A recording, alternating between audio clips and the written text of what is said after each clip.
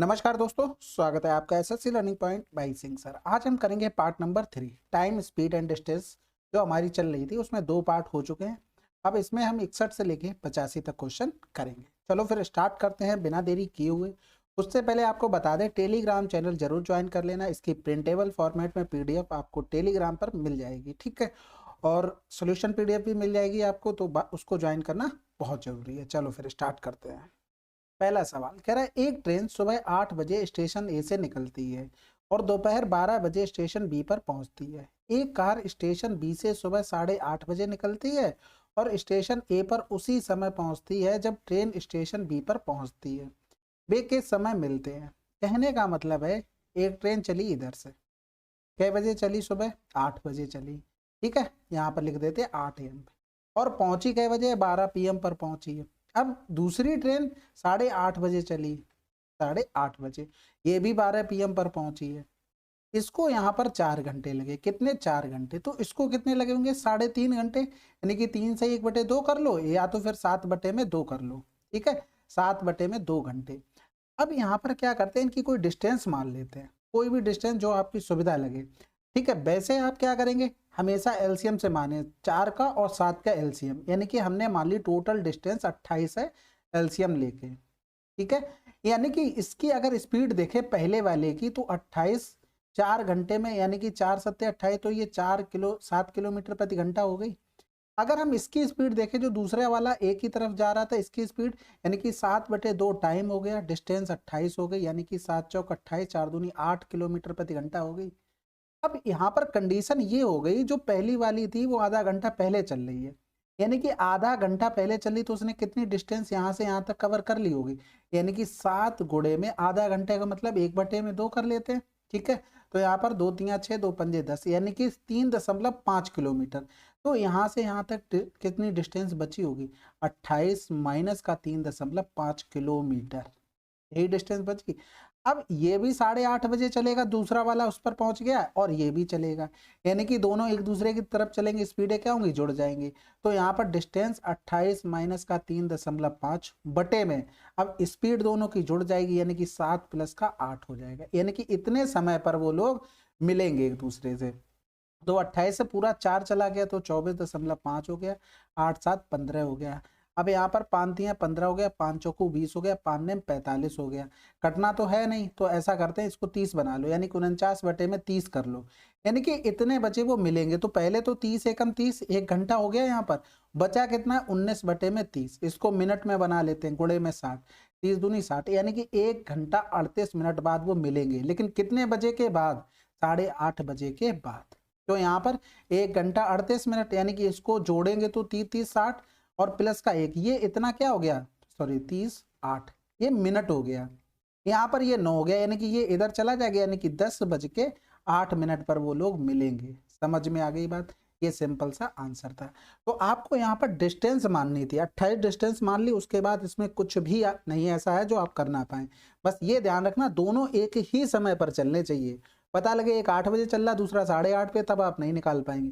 दोनों को 8:30 बजे ही चलाना पड़ेगा, तब आप एग्जैक्ट निकाल पाएंगे, ठीक है। अगला सवाल कह रहा है, अखिल 150 किलोमीटर की दूरी तय करने में 30 मिनट का अतिरिक्त समय लेता है। यदि वह अपनी सामान्य गति से इतनी धीमी गति से ड्राइव करता है, यदि वह अपनी सामान्य गति से इतने किलोमीटर प्रति घंटा धीमी गति से चलाता, तो उसे 90 किलोमीटर ड्राइव करने में कितना समय लगेगा?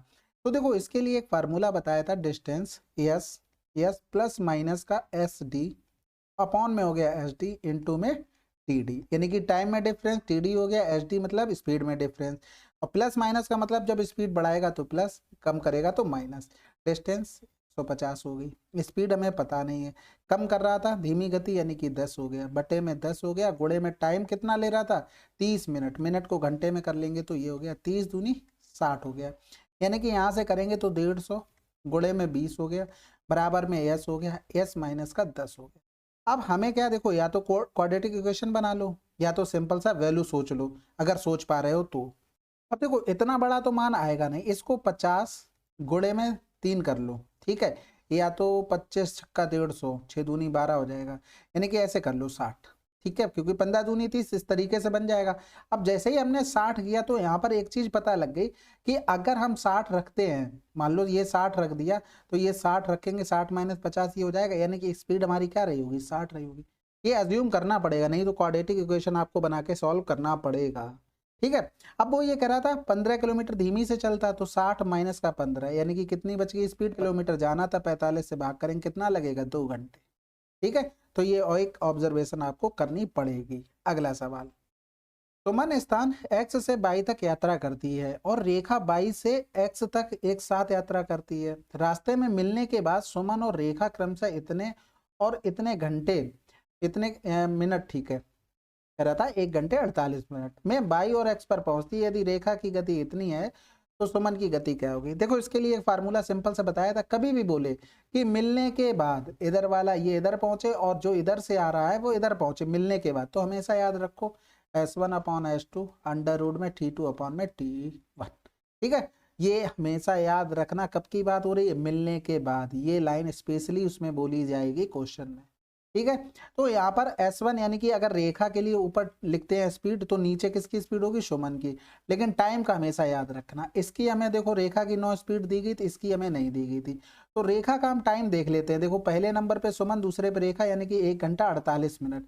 1 घंटा 48 मिनट को हम 60 प्लस का 48 लिख लें, कोई दिक्कत है, यानी कि 8 हो गया, 6 4 10 हो गया, यानी कि रेखा का टाइम किधर आ जाएगा, नीचे आ जाएगा, ऊपर सुमन का, यानी कि 3 घंटे, 3 घंटे मतलब 6 तियां 18 प्लस का 12 हो गया, यानी कि 2 9 192 हो गया, यहाँ पर लिख देंगे 192।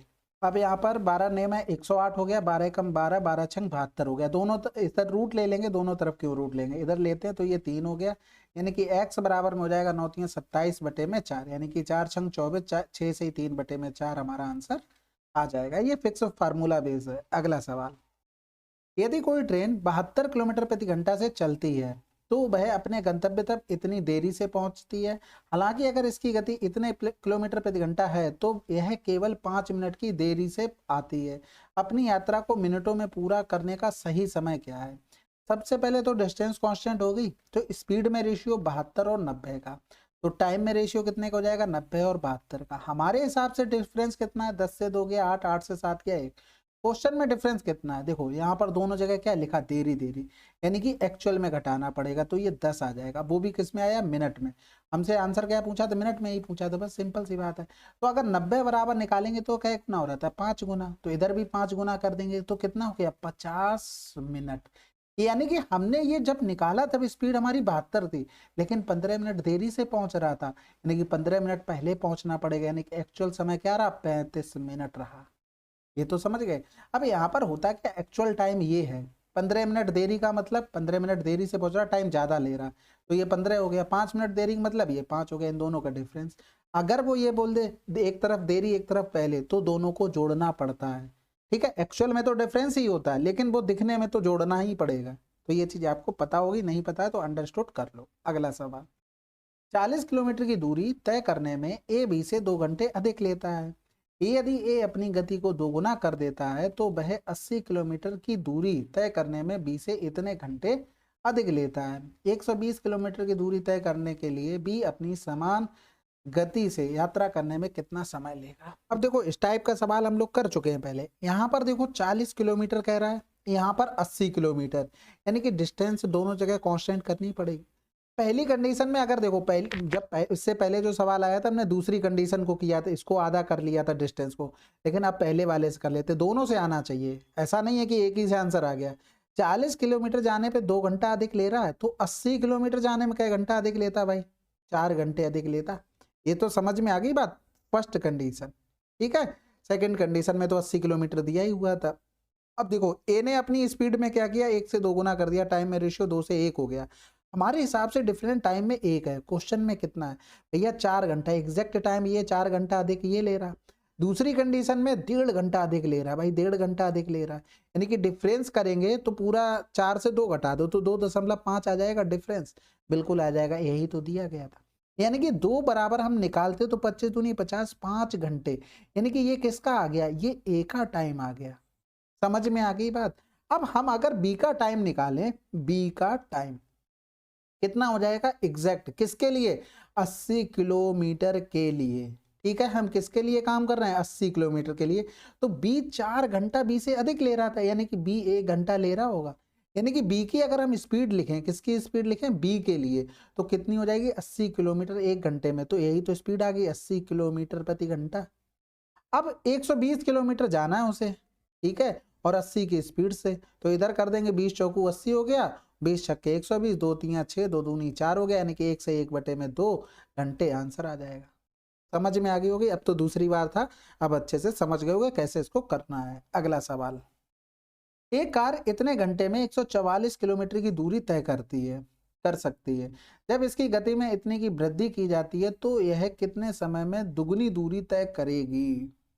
अब यहाँ पर देखो, अगर स्पीड देखें 20% की वृद्धि, 20% को लिख क्या सकते हैं, 1/5, यानी कि 5 से 6 हो गई स्पीड। टाइम में रेशियो कितना हो जाएगा, 6 और 5।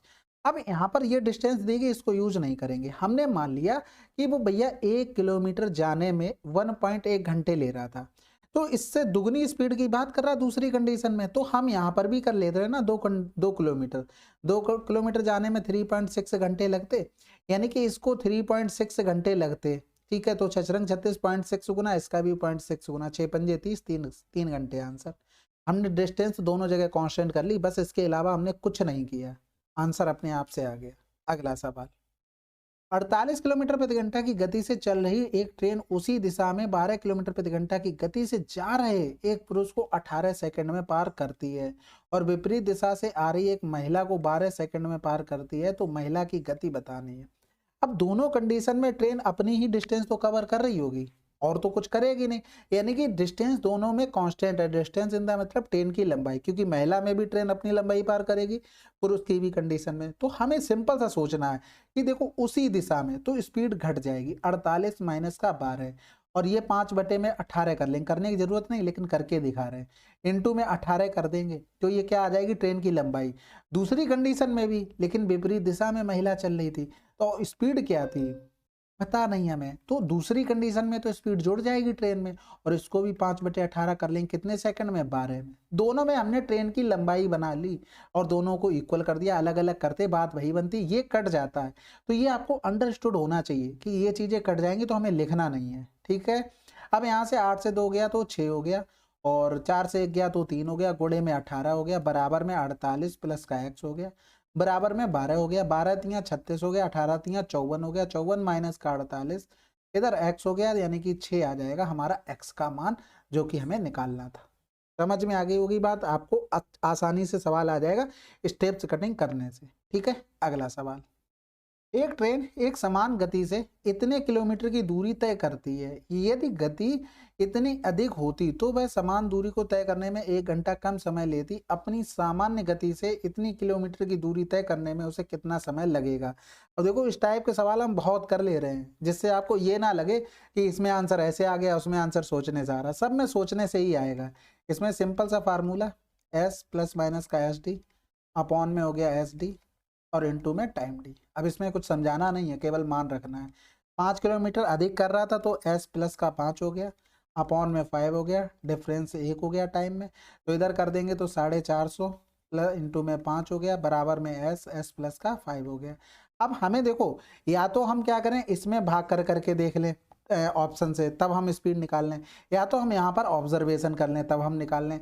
अब इतना नंबर तो बड़ा हम ला नहीं पाएंगे, ये तो आपको भी पता है और हमको भी पता है। अब देखो इसी को हमें बनाना है, यानी कि 45 गुणे में 50 कर सकते हैं, 45 में 5 जोड़े 50, यानी कि यस बराबर कितना हो गया यहाँ पर 45, 45 प्लस का 5 हो गया।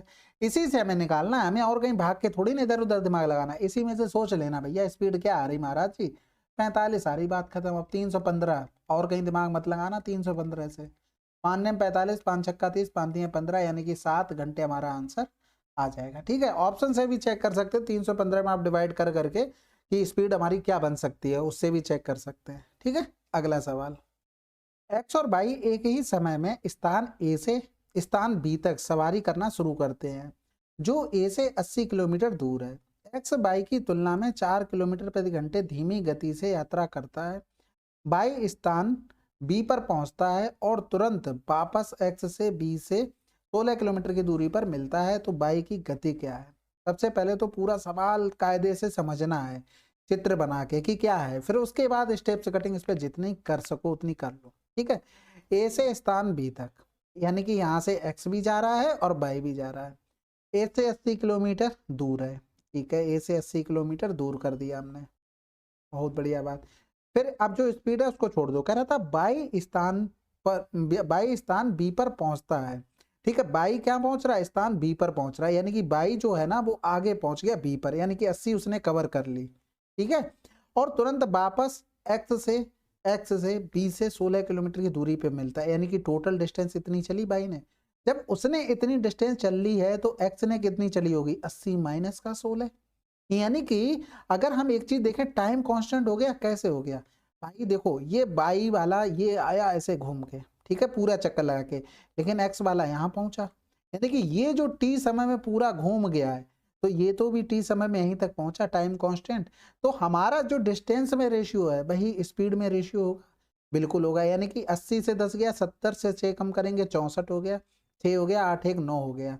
ठीक है, तो यहाँ से ये हो गया हमारा डिस्टेंस में रेशियो, तो हमारा स्पीड में भी रेशियो सेम हो जाएगा 64 96।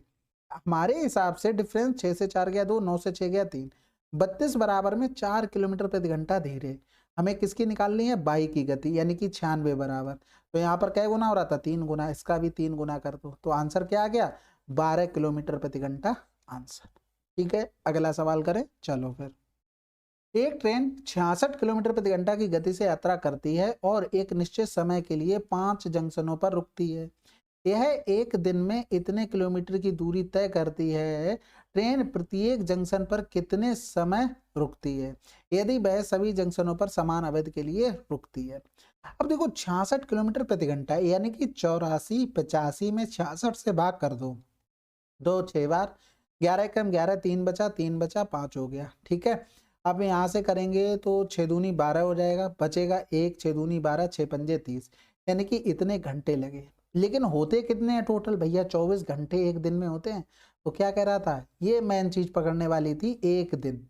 ठीक है, अगर इसको आप पकड़ लिए थे तो सवाल आसान था, क्योंकि वैसे क्या होता, नंबरिंग पे ध्यान रहता, मैथ करते तो जनरली क्या होता, नंबर पे ध्यान रहता है। तो ये चीज आपको बस पकड़नी थी। यहाँ पर हमने क्या किया भैया, 24 घंटे हो गए। अब डिफरेंस कितना आया टाइम में, 24 से पूरा 23 गया तो कितना बचेगा, 1, यानी कि 1 घंटा 5, यानी कि 1.5 घंटे। 1.5 घंटे का मतलब है हमसे आंसर किस में पूछा गया, मिनट में, यानी कि 60 प्लस का 30, यानी कि 90 मिनट हो गए। अब 5 स्टेशनों पर रुकी है, यानी कि 18 मिनट के लिए ईच स्टेशन पर रुकी है, बात खत्म। ठीक है, अगला सवाल। सुबह की सैर के दौरान अतुल 8 किलोमीटर प्रति घंटे की गति से 45 मिनट तक चलता है और पार्क के 15 चक्कर लगाता है। शेखर उसी पार्क के 40 मिनट में 10 चक्कर लगाता है। शेखर की गति किलोमीटर प्रति घंटा क्या है।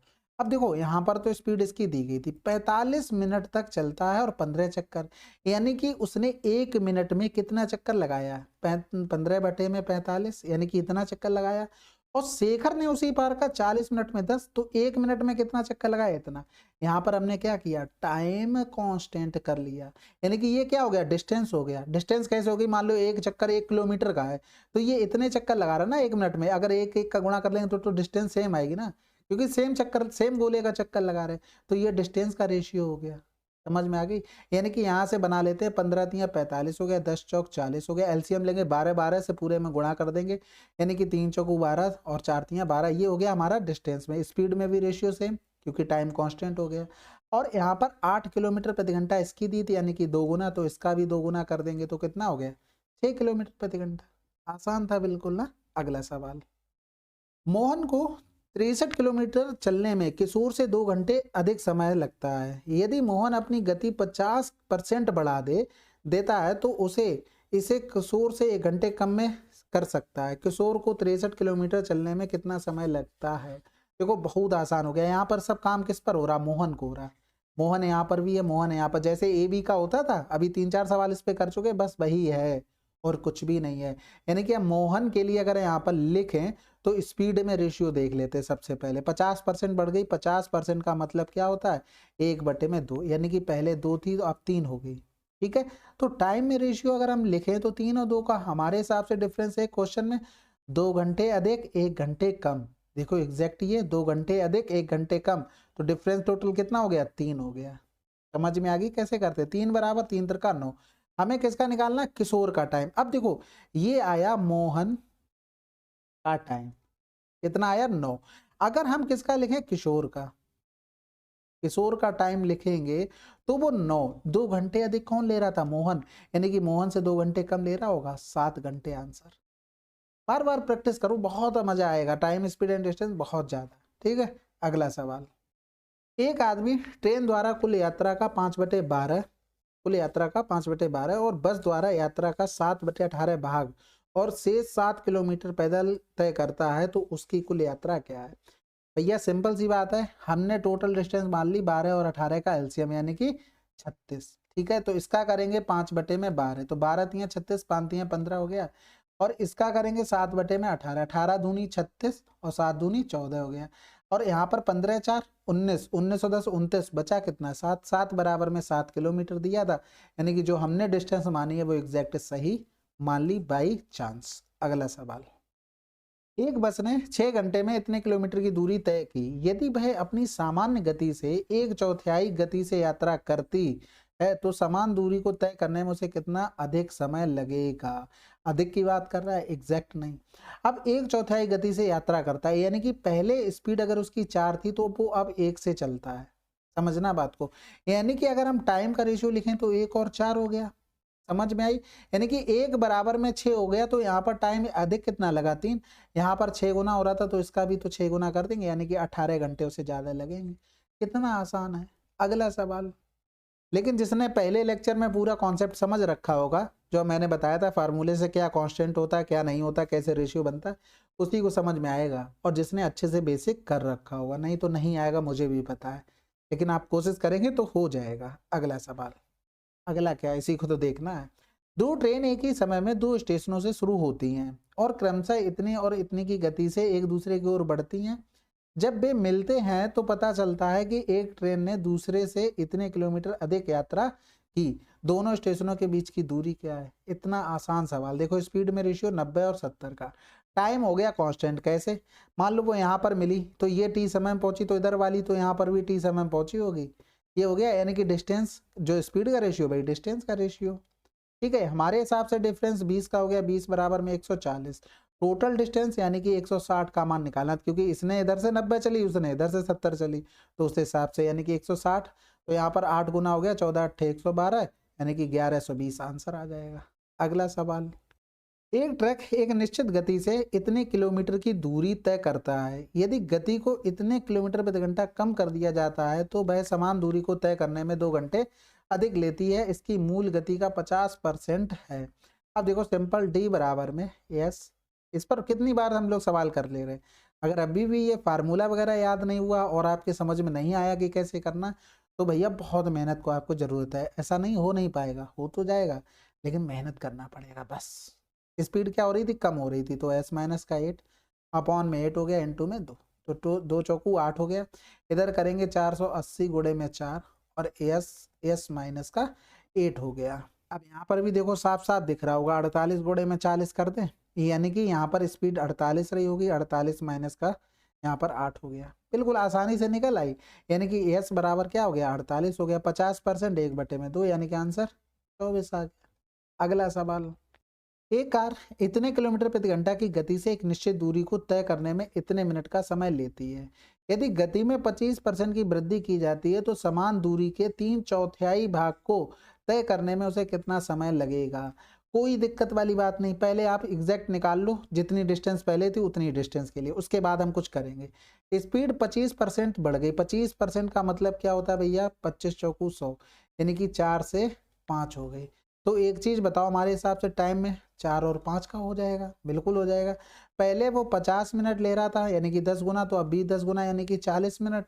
अब उसे 40 मिनट पहले जो डिस्टेंस जा रही थी उसका 3/4 डिस्टेंस जाना है, तो टाइम भी 3/4 लगेगा, यानी कि 30 मिनट आंसर। कितना आसान हो गया। ये जो हमने 40 मिनट निकाला था तो पहले के डिस्टेंस जितने जा रहा था, पहले वो 50 मिनट में जितने डिस्टेंस जा रहा था दूसरी कंडीशन में, यानी कि जब स्पीड बढ़ गई उतनी ही डिस्टेंस 40 मिनट में जाएगा, लेकिन उतनी डिस्टेंस का हमें 3/4 जाना था, टाइम भी 3/4 लगेगा। सिंपल बात थी। अगला सवाल। ट्रेन ए 360 किलोमीटर की दूरी तय करने में बी द्वारा लिए गए समय से इतने घंटे अधिक लेती है। ट्रेन ए की गति दोगुनी हो जाती है, ट्रेन बी द्वारा समान दूरी तय करने में लिए गए समय से इतने मिनट कम समय लेती है, ट्रेन बी की गति क्या है। अब मत कहना कि ये सवाल नहीं आता है, अगर आपसे गलत हो जाता ना अभी भी मॉक टेस्ट या वगैरह वगैरह में, तो समझ लेना बहुत लानत की बात है।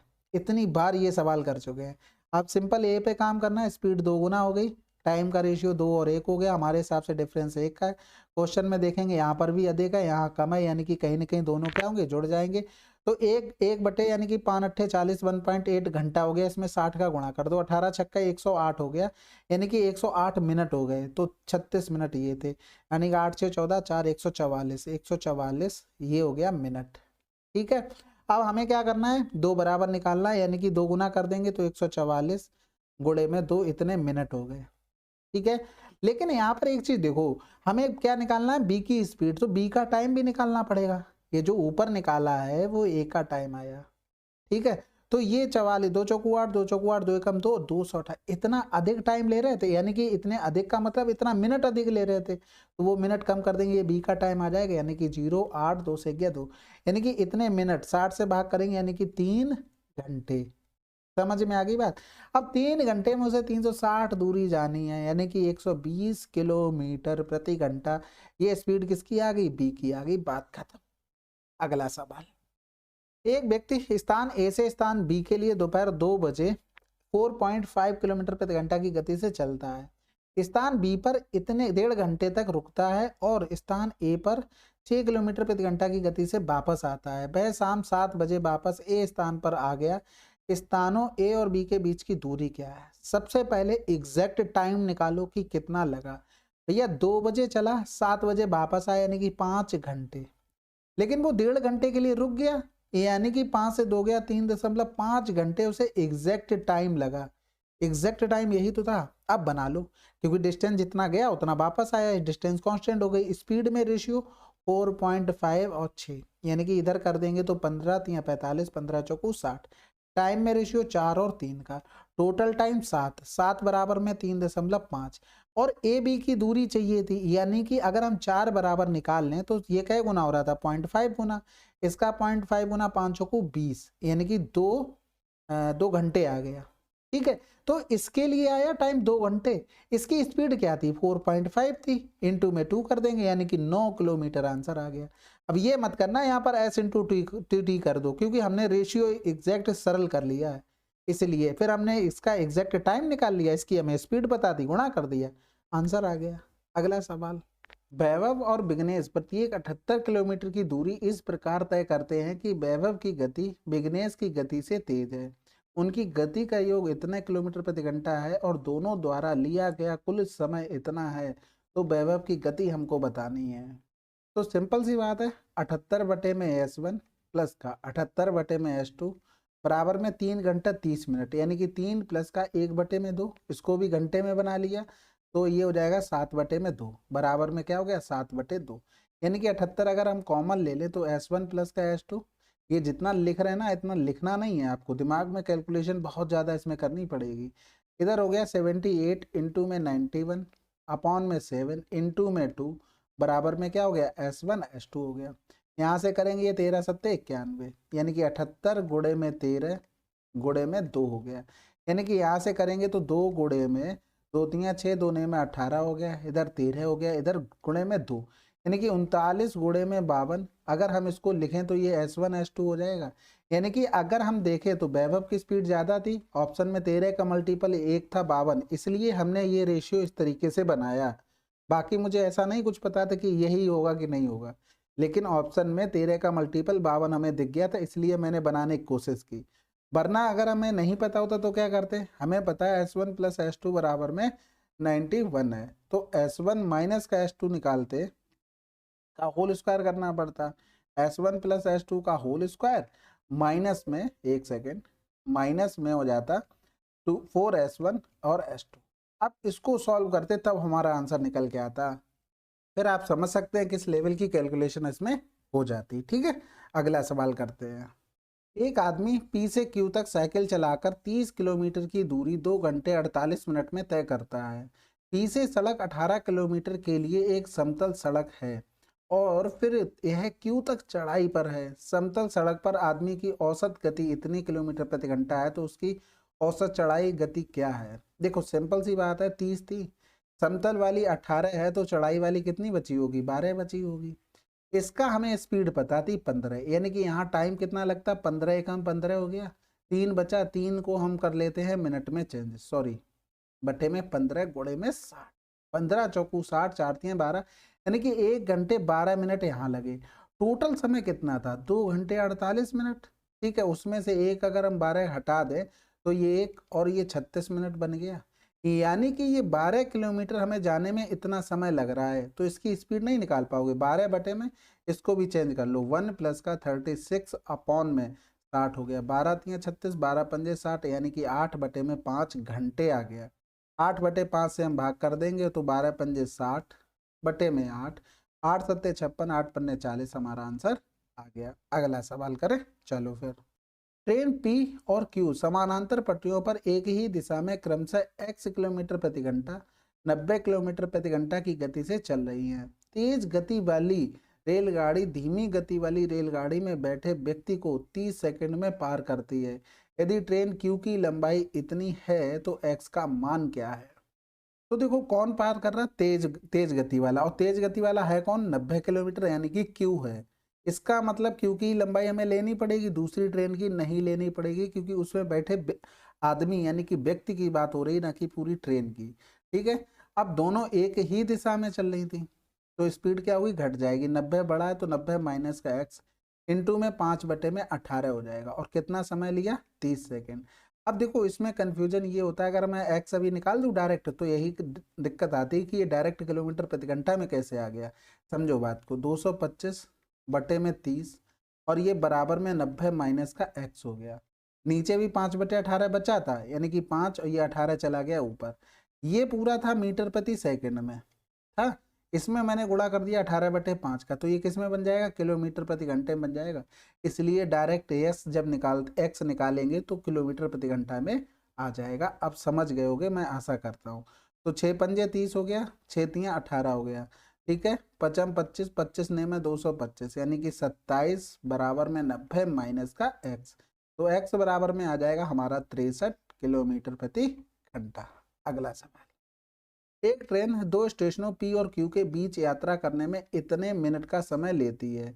यदि वह अपनी सामान्य गति से 2/7 की यात्रा करती है तो पी और क्यू के बीच यात्रा करने में कितना समय लगेगा?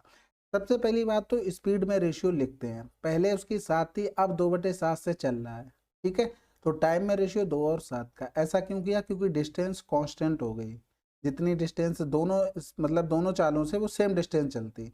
हमारे हिसाब से देखते तो दो टाइम था क्वेश्चन में, 1 घंटा 20 मिनट का था। ठीक है, यानी कि यहाँ पर क्या लिख सकते थे? 80 मिनट लिख सकते थे। तो 80 मिनट अगर हम देखते तो दो का क्या गुना था? 40 गुना। इसका भी हम अगर 40 गुना कर दे तो 7 चौक 28, 280 हो गया। अब 60 से हम भाग कर देते हैं। ठीक है, तो 6 चौक 24, बचा कितना है? 4। तो ये 4/6 इसको मिनट में बना लेते हैं, ये हो गया 10। ठीक है, और 10 चौक 40, यानी कि 4 घंटा 40 मिनट उसको लगेंगे। समझ गए होगे। अगला सवाल। एक व्यक्ति इतने इतनी और इतनी की चाल से मतलब इतनी गति से चल रहा है। ठीक है, कुल इतने मिनट लेता है, यात्रा की कुल दूरी बतानी है। अब इसमें कुछ भी सोचना नहीं, डायरेक्ट। ठीक है, 4x बटे में 4 प्लस का x बटे में 5 प्लस का x बटे में 7 प्लस का x बटे में 12, टोटल टाइम 14:85, वो भी मिनट में, हम घंटे में चेंज कर लेंगे। ठीक है, अब यहाँ पर नीचे एलसीएम ले लिया तो 12 गुणे में 35 आ जाएगा। तो यहाँ पर किया 2 छक्के 12 हो गया, यानी कि 6 पंजे 30, 6 तियां 18 और 3 21 हो गया। प्लस में 4 तियां 12, 3 पंजे 15, 3 तिरका 9, 1 10 हो गया। फिर 5 सत्ते 35, 12 सत्ते 84, 7 पंजे 35, 12 पंजे 60 हो गया। फिर यहाँ पर 35 आ गया। एक्स हमने पूरे से ले लिया, क्या? कॉमन ले लिया। समझ में आ गई बात। इधर करेंगे तो 14:85 बटे में हो गया 12 60 60 60, 12 60 कर रहा है, 12 पंजे 60 हो गया। इधर करेंगे तो 5 दूनी 10 हो गया, 4 बच गया, 5 ने 45, 3 बच गया, 5 सत्ते 35 हो गया। ऊपर जोड़ेंगे तो 5 4 9, 9 5 14 की 4 हो गया, हासिल लगा 1 हो गया, 2 और 8 2 10, 10 6 16, 16 3 19 हो गया, हासिल लगा 1 हो गया। 3 और 1 4 हो गया, यानी कि 495 बटे में 35 गुणे में x बराबर में 297। केवल कैलकुलेशन का खेल था उसमें, और उसने हमसे निकटतम पूर्णांक तक पूछ दिया था, ये बहुत बड़ी बात थी। ठीक है, 5 सत्ते 35 हो गया, 5 नेम 45 हो गया, बचा 4, फिर 5 नेम 45 हो गया। तो 11 नेम 99, 11 दूनी 22, 11 सत्ते हो गया, 9 तियाँ 27 हो गया, 7 तियाँ 21 हो गया, x बराबर कितना आ गया 21 आ गया। अब हमें कितनी थी, 1 2 3 4 5 थी, तो 21 गुणे में 5 कर देंगे, यानी 105। ठीक है, एग्जामिनर को खुद भी नहीं पता था कि कहाँ तक ये आंसर आएगा, उसने ये निकटतम पूर्णांक लिख दिए। ठीक है, तो 105 आंसर, कैलकुलेशन थी, बाकी तो कुछ ऐसा था नहीं। अगला सवाल, पी और क्यू 120 किलोमीटर की दूरी इस प्रकार तय करते हैं कि पी की गति क्यू से तेज है। उनकी गति का योग इतना किलोमीटर प्रति घंटा है और उन्होंने कुल मिलाकर इतने मिनट का समय लिया है, तो क्यू की गति हमें बतानी है। फिर से वही सवाल आ गया, यानी कि 120 बटे में 175 हो गया, योग दिया गया था S1 प्लस का 120 बटे में S2 और बराबर में हो गया 6 घंटे 40 मिनट, यानी कि 6 प्लस का 40 बटे में 60 घंटे में इसको बना ले रहे हैं। 6 18, 18 2 20 बटे में 3, ये घंटे आ गया, यानी कि 20 बटे में 3। यानी कि हम लिख सकते हैं 120 कॉमन लेके S1 प्लस का S2 बराबर में हो जाएगा हमारा, पहले पूरा ही लिख लो। ठीक है, 20 बटे में 3, यानी कि 20 छक्का 120, 6 तियाँ 18 हो गया। 18 गुणे में S1 प्लस S2 कितना दिया था 75, ये हो गया S1 और S2। अब यहाँ पर देखो ऑप्शन का फिर से सहारा ले लो, देखो 25 आ रहा है, बिल्कुल आ रहा है, क्योंकि 25 तियाँ 75 इसमें हो रहा है, यानी कि हम इसको लिख सकते थे 18 तियाँ 54 गुणे में 25। ठीक है, 5 4 9 करेंगे तो देखो सम तो इनका नहीं आ रहा भाई, इनका सम क्या आना चाहिए था 75, वो तो नहीं आ रहा, तो ये तो यहाँ से चला गया। 42 तो आ नहीं सकता क्योंकि 14 चाहिए, 14 इन दोनों में कहीं से आ रहा नहीं आ रहा है, तो इसका मतलब 42 तो नहीं आएगा। 40 भी कहीं से नहीं आ सकता भाई, 25 5 8 40, 8 भी इन दोनों में कहीं नहीं है, ये भी ऑप्शन चला गया। अब हमारे पास केवल 30 बचा है, यानी कि अगर हम यहाँ से लिखें तो 5 गुणे में 6 होता है। अब 6 गुणे में 3 लिख लो क्योंकि ये 18 वाले में आ गया। ठीक है, 5 बचा था यहाँ से, कि यहाँ से बना है 15 पना 75, यानी कि 6 पंजे 30 हो गया, 15 तियाँ 45 हो गया, तो कितना हो गया 75 सम हो गया, आंसर आ गया 30। समझ में आ गई बात कैसे हमें करना था। तो आपको इसी तरीके से बना के देखना पड़ेगा, नहीं तो फिर कैलकुलेशन ज़्यादा हो जाएगी। फिर क्या करना पड़ेगा, S1 माइनस का S2 ये निकाल कर तब हमें निकालना पड़ेगा, बराबर में करेंगे S1 प्लस का S2 का होल स्क्वायर, माइनस में 4S1 और S2 होगा। फिर इसके बाद जब S1 माइनस S2 निकाल लोगे, उसके बाद S1 प्लस S2 के साथ उसे रखना पड़ेगा, फिर आंसर आएगा। तो इतनी मेहनत करने से अच्छा है थोड़ा सा दिमाग लगाएंगे, ऑप्शन में हर चीज़ आपके सामने परोसी गई है, अगर आप उसे बटोर पा रहे तो ठीक है, नहीं बटोर पा रहे तो भैया कोई बात ही नहीं। ठीक है, अगला सवाल। चलिए फिर, ये हमारे 85 तक क्वेश्चन समाप्त हो गए। ठीक है, काफ़ी अच्छे लेवल के क्वेश्चन थे, आप लोग प्रैक्टिस करेंगे बार बार तो आप अच्छे से इनको कर पाएंगे। ठीक है, कोई सजेशन वगैरह हो कमेंट कीजिएगा। मिलते हैं अगले वीडियो में, तब तक के लिए जय हिंद जय भारत।